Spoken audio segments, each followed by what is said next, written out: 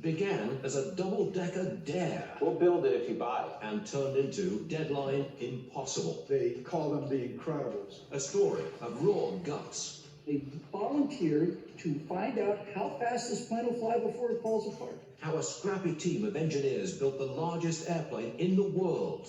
They would go out, they'd get in their cars, they'd drive around the block, they'd sneak back in and keep working. The Boeing 747.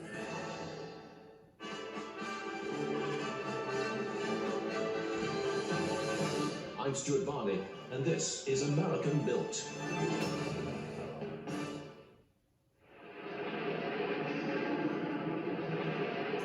The jet set. That term was coined in the 50s, when fancy elites hopped flights to far-flung places. But within a decade, commercial air travel was affordable for just about everyone. The airline saw the writing in the skies, and it said, you're going to need some bigger planes. The gates were full. There wasn't room to park airplanes at the airport. This increase in traffic and the demand for capacity to fly across the Atlantic was starting to become a challenge for Pan Am. Pan Am's founder, Juan Trippe, couldn't make the airports bigger, so he looked for a way to put more seats on his planes. At the time, the largest airplane was Boeing's 707. The 707s carried about 120 passengers, and that wasn't enough. They wanted volume. They wanted large numbers of people traveling by air. And you simply couldn't do that economically with a narrow body plane like the 707. So Trippe set his sights on something radically new. Juan Trippe wanted a double-decker, and he wanted an airplane that would carry 350 to 400 passengers. Now, this was 2 or 3 times what the 707 would carry. He wanted the biggest possible airplane and the fastest, and that's why he approached his friend Bill Allen at Boeing. William Allen was Boeing's president. They would go for fishing trips on the Boeing yacht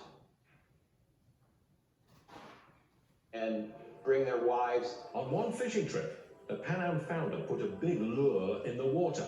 Could Boeing manufacture a 400-seat jumbo jet? And Bill Allen was a little hesitant, and he says, well, Juan, we'll build it if you buy it. And Juan Trippe looked back at him and said, I'll buy it if you build it. Trippe ordered 25 planes on a handshake. For Bill Allen, the deal was a long shot that Boeing had to take. So Boeing has to do something to maintain its leadership position in commercial aviation. But failure on a project of this scope could devastate Boeing. It was an extremely dicey business venture for Boeing. It's pretty fair to say that Boeing had bet the farm on the 747. The cost was high, the time was short, but Allen had an even bigger problem. Too many projects, not enough engineers. Boeing was building the first stage of the Saturn rocket, and Boeing also had military programs as well. Boeing was also developing the 727, the 737, and a supersonic jet, all at the same time. But on January the 27th, 1967, none of that mattered. In the wake of the fatal Apollo 1 fire, NASA begged Boeing for help. Bill Allen couldn't say no, but the timing couldn't be worse. Right in the middle of trying to decide where we were going to get engineers to work on the 747, Boeing committed 2,000 engineers and managers onto the Apollo program to help NASA. Short on money and manpower, Allen handed the 747 project to a proven problem solver, Joe Sutter. He had come to Boeing right after being in the Navy in World War II, a young man who loved airplanes and loved Boeing. Sutter accepted his mission impossible, build the largest airplane in the world, from scratch, with a critical shortage of engineers, in less than 28 months. He handpicked a team and laid down a challenge. They had grown up in the Depression and overcome so much adversity, and they had this incredible can-do attitude. Bill Allen challenged his team, knowing that it was something that people thought were impossible, and knowing that that's what would make them perform even greater.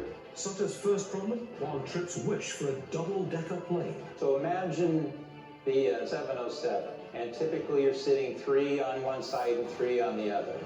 And the idea was to take 2 of those fuselages and stack them on top of each other. But Tripp's double-decker idea failed one crucial test.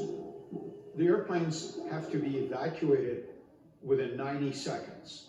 And they figured a double-decker airplane full of passengers, 400 or 500 people, it's impossible to do that. So Sutter went back to the drawing board. Instead of making it a double-decker, why don't we just make it a wider body? Let's go 10 across with 2 aisles. Sutter's solution meant a record-setting 20-foot wide cabin, but Ron Tripp still thought a double-decker cabin was the way to accommodate all those seats. That is, until Bill Allen's team broke out a 20-foot length of clothesline. He asked one of the Pan Am folks to hold the rope up against the side of the wall, and then he went around to the other side and held it up against the other wall, and he said, "This is the width of our new airplane." Many of them were sold at that moment on the idea of a wide body. But Sutter understood Boeing's new plane also needed to make money on runs that weren't filled with 400 travelers. So he had to make room for freight, lots of it. It's economics of scale. The 747 allowed you to carry enough stuff on one flight to pay for itself in the same way that a paying passenger would. It would be just as a great a freighter as it was a passenger airplane. They had to consider, how would they do that? Other jets, like the 707, loaded through a side door. But that wouldn't work for Sutter's extra-wide payload bay. It would take too long to load. Then the light bulb went off. Instead of a side door, Sutter thought, why not load through the nose of the plane? The nose of the 747 would flip up, so the freight could be loaded through the front. But the flight deck was in the way, so Sutter moved that up above the cabin, giving the 747 its distinctive humpback shape. That was one of the most innovative designs that they come up with, that to this day, you literally lift the nose of the aircraft and open up the entire forward section to load the cargo on pallets and rollers all the way straight to the end of the aircraft. So what Boeing did is they got smart and they put the cockpit up here in this hump, and they just streamlined the hump to make it a little bit bigger, and they get better aerodynamics. That design is so noticeable with the hump and just the grace, the majesty that the airplane, a regalness that it has. With the flight deck upstairs, there was some extra room. Well, now they've got all this space that they're not really doing anything with. So they thought, hey, we will just turn this into a lounge for our crew members. And Juan Tripp of Pan Am said, no. We're going to turn that into a bar. So Tripp got his double-decker after all, kind of, and he wanted it to debut on the 65th anniversary of the Wright brothers' historic flight, December 17th, 1968. That's shorter than any development for any commercial jet. Joe Sutter had just 2 years to build the 747, and one question loomed over everything. Where are you going to build the biggest airplane in the world?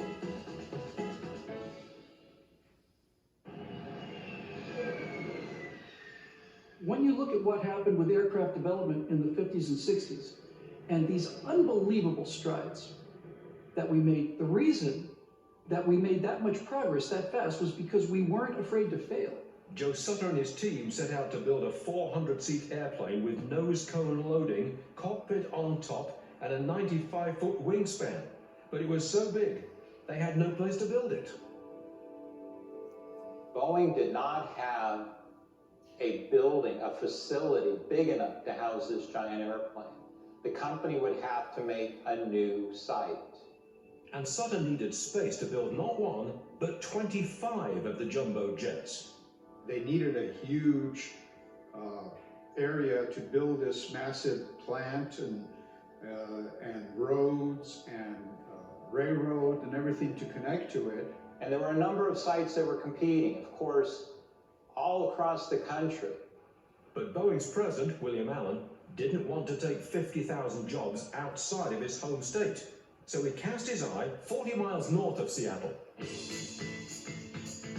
Everett, Washington. It already already had a very large airfield, and there was a lot of open land there. The 700 acres offered plenty of space and plenty of headaches. It needed railroad access, and it was up on top of a bluff, and the railroad spur would have to go up a very steep grade, and that all had to be built.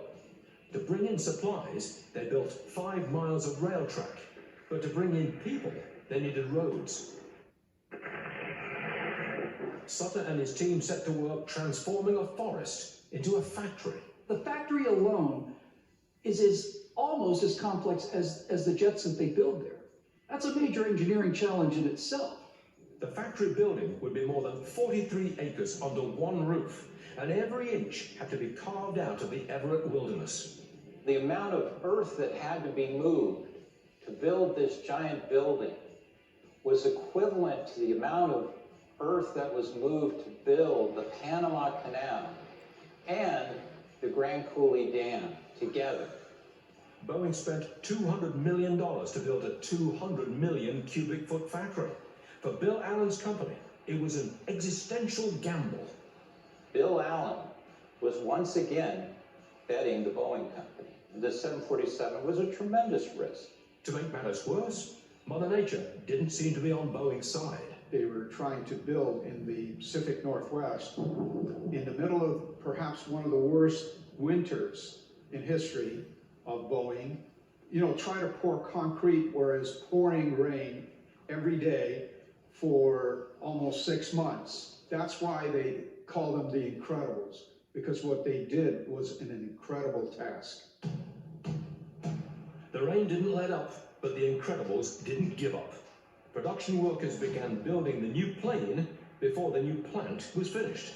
With this tight schedule, the workers were coming in to start working on the 747 while the building was still going up, and those workers knew that they were doing something important. They were working in a pressure cooker environment, and they were up against this deadline, which by today's technology and standards is almost impossible. Something had to give, and Joe Sutter knew it.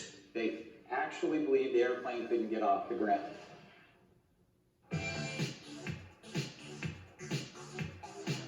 It took 50,000 people to build the 747.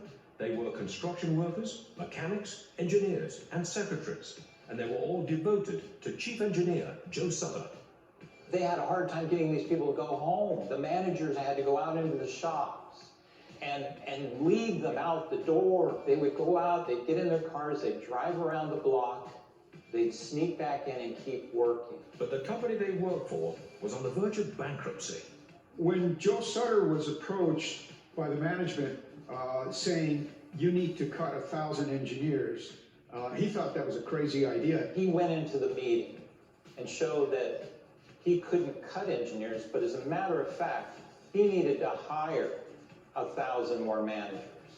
Now, he left that meeting knowing full well that he was going to get fired. But Boeing President Bill Allen was impressed. Sutter kept the incredible team together. That force of character, that honesty, that integrity won his case for him. One of those Incredibles was test pilot Jack Waddell. For Waddell, flying the big bird would be a dream, but driving it on the tarmac would be a nightmare. So he built himself a 5-story practice truck. It's called Waddell Wagon, which was a tall stair step, and they kind of build a semi-cockpit on top of this high 50-foot stair. He could drive that thing around the taxiways and get used to how he would taxi this massive 5-story building around taxiways. When the press arrived, Waddell was ready for his close-up, but Joe Sutter still didn't have an engine for his plane. The jet engines that powered the 707 and the 727, 737, the DC-8, all of them, you couldn't continue to just keep making those things bigger. It just wasn't going to work. Sutter needed more power and less weight.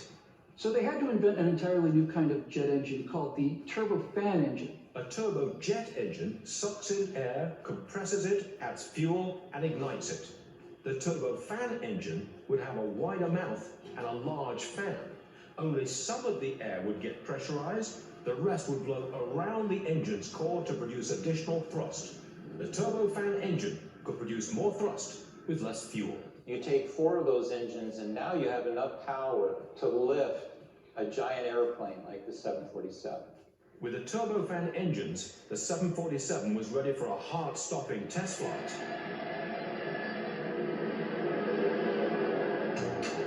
The men that flew those airplanes knew exactly what they were getting into, and they volunteered to willingly get into airplanes that have never flown before and find out how fast this plane will fly before it falls apart. Jack Waddell taxied from the hangar to the tarmac and kicked on the turbofans. 18 wheels raced down the runway and, to the surprise of many, the 300-ton experimental beast took flight. It was a particularly emotional day, its first flight, because so many people believed the airplane wouldn't fly. They actually believed the airplane couldn't get off the ground. But something was wrong. 43,000 feet over Washington, Jack Waddell could feel a flutter. Easiest way to explain is when you stick your hand out of the window of your car. If you do it this way, obviously there's a resistance at 60 or 65 miles. Imagine you're doing 650 miles an hour. It was an unacceptable safety risk. The experimental engine had to go back to the drawing board.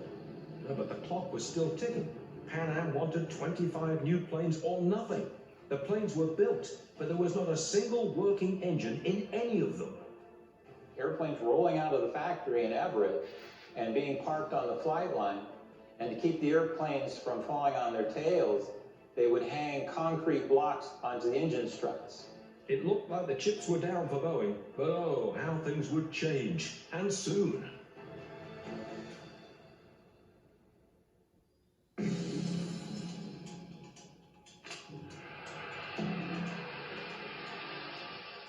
High on a hill in Everett, Washington, 25 restless giants waited for their moment.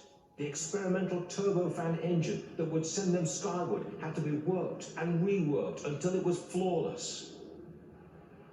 And so you've got a bunch of very young, very motivated engineers, very motivated, because they're fully aware that this airplane is going to change aviation if they don't screw the pooch. And if the 747 goes into the air and comes down in more than one piece, Boeing is essentially finished. But the stakes were about to get even higher. The British and French-built supersonic Concorde was set to debut at the Paris Air Show. Boeing wanted a showdown, the fastest plane versus the biggest plane. Boeing decided that we need to try to get our new airplane over there and show it to the world. Jack Waddell wasn't so sure that the airplane would make it to Paris. Once they got the engines humming, Waddell took the big bird for a test drive, Seattle to New York and back. So they figured that if we can fly to New York and get back to Seattle, we can make it to Paris. And the plane did. The 747 touched down in Paris on the same airfield where Charles Lindbergh landed. The 747 was parked right next to it and dwarfed the Concorde. It became the star of the show, and thousands and thousands of people came out to see the airplane and tour the inside. The 747 was officially... From the moment First Lady Pat Nixon christened the hull, the champagne just kept flowing. Joe Sutter got his engines, Juan Trippe got his 400 seats, and the flying public got a jumbo jet that became the queen of the sky. One always has one's fingers crossed on a first occasion, but everything went smoothly. And inside, everything was first class. Everyone dressed to the nines. I saw one earlier where a woman was wearing a tiara. If you don't know where the lounge is on a 747, think of the hump, and that is exactly where we are. This is the very first 747 prototype ever to fly. And it's what made the 747 so iconic. The jumbo jet age had taken flight. Flying was glamorous for passengers and crew. This was a job that everyone wanted. Who wouldn't? It was glamorous. You got to see the world. and you got to meet amazing people. For me, as a young kid, here I am with this most beautiful machine, and it flew so well. It was love at first sight. The 747 is more than a plane, it's an American icon. When the space shuttle needed a ride, it was a 747 that carried it home. And ever since the Reagan administration, every Air Force One has been a 747. It's not just a piece of engineering. It's a piece of architecture. It is a work of art. It's earned the name Queen of the Skies. The 747 retired from passenger flights in 2017, but its freight hauling career is far from over. This majestic Queen of the Sky that carries astronauts and presidents also carries your online shopping. How about that? That was